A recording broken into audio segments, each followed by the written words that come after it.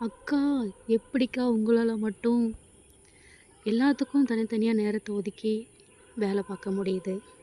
ஆரி work பண்ணுறீங்க, order எடுக்கிறீங்க, class எடுக்கிறீங்க, 2 குட்டி பாப்பாவ பார்க்குறீங்க, வீட்டு வேலை, கோழி, வயலுன்னு எல்லாம் பண்ணுறீங்களே எப்படிக்கான்னு கேட்குறீங்கல்ல? ஓகே. என்னுடைய ஆரி ஒர்க்குக்குன்னு வந்து பார்த்தீங்கன்னா, நான் நைட்டில தான் ஒர்க் பண்ணுவேன்.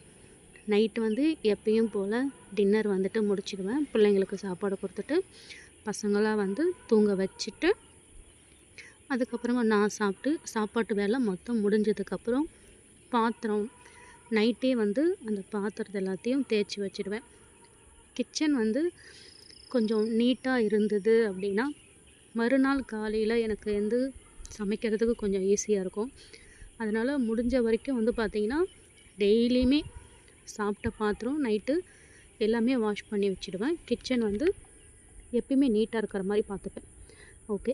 ஏன்னு வந்து பார்த்தீங்கன்னா, இப்போது நான் டின்னர் வேலையெல்லாம் முடிச்சுட்டு, கிச்சன் வேலை முடிச்சுட்டு கிட்டத்தட்ட ஒரு 11 மணி அளவில் வந்து நான் ஆரி ஒர்க் போயிட்டு ஸ்டார்ட் பண்ணுவேன்.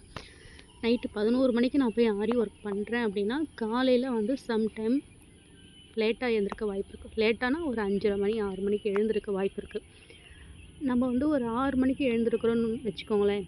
6 மணிக்கு எழுந்து பாப்பாவுக்கு மறுநாள் ஸ்கூலுக்கு நம்ம சாப்பாடு கட்டணும். எழுந்திருக்கும் போதே வந்துட்டு நிறைய கிச்சனில் வந்து கச்சி மிச்ச பாத்திரம்லாம் போட்டு வச்சுருந்தா அந்த சமைக்கிறது மறுபடியும் அந்த வேலை வந்து எனக்கு ரொம்ப மலப்பாக இருக்கும். அதனால் எவ்வளோ வேலையாக இருந்தாலும் நைட்டு பாத்திரத்தெல்லாம் தேய்ச்சிட்டு கிச்சனை வந்துட்டு கொஞ்சம் நீட்டாக வச்சுட்டு தான் தூங்குவேன்.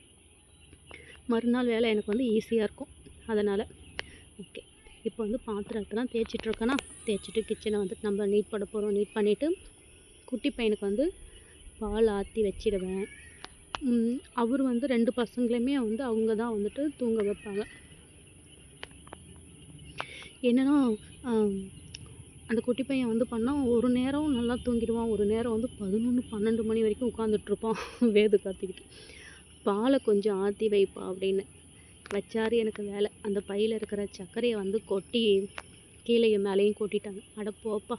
நானே வந்து இப்போ தான் கிச்சனெல்லாம் ரெடி பண்ணி வச்சுட்டு போனேன். மறுபடியும் சர்க்கரையை கொட்டிட்டே அப்படின்னு சொல்லிட்டு. சரிம்மா எனக்கு கொஞ்சம் பால் ஆற்றி கூட நெஞ்செல்லாம் கரிக்கிற மாதிரி இருக்குனாரு. குட்டி பையனுக்கு பால், எங்கள் ஆத்துக்காருக்கு பால். அப்படியே எனக்கு ஒரு கப் காஃபி போட்டுக்கிட்டேன். எப்பயுமே நைட்டில் வந்து நம்ம கண் முழிக்கிறோன்றதுனால எப்பயுமே வந்து ஒரு அரை கப்பு காஃபி வந்து சாப்பிட்டுக்கிட்டே இருப்பேன். நைட்டு வந்து 11 மணிக்கு நான் வந்து எப்பயும் வந்து பார்த்தீங்கன்னா வீட்டு வேலை எல்லாத்தையும் முடிச்சுட்டு 11 மணிக்கு ஒர்க் ஸ்டார்ட் பண்ண போவேன். மறுநாள் விடிய காலையில் 2 மணி வரைக்கும் ஒர்க் பண்ணுவேன். அது வந்து உடம்புக்கு தகுந்த மாதிரி. ரொம்ப அதுக்கு முன்னாடி 1 மணி 1:30 மணிக்கெலாம் தூக்கம் வந்துடுச்சுன்னா நான் வந்து தூங்க வந்துடுவேன். ஒர்க் வந்துட்டு பண்ண ஸ்டார்ட் பண்ணிட்டேன். டைம் வந்து பார்த்திங்கன்னா கரெக்டாக 11 மணிக்கு ஸ்டார்ட் பண்ணேன். அவ்வளோதாங்க என்னுடைய டெய்லி ரொட்டீன். இது வந்து பார்த்திங்கன்னா ஒர்க் வந்து நமக்கு ஆர்டர் நிறைய இருக்குது அப்படின்னா அதுக்கு தகுந்த மாதிரி 9 மணிக்கெலாம் நான் முன்கூட்டியே வந்துடுவேன். வந்துட்டு 2 மணி வரைக்கும் ஒர்க் பண்ணுவேன். வீடியோ பிடிச்சிருந்தா லைக் அண்ட் ஷேர் பண்ணி சப்போர்ட் பண்ணுங்கள். டாட்டா.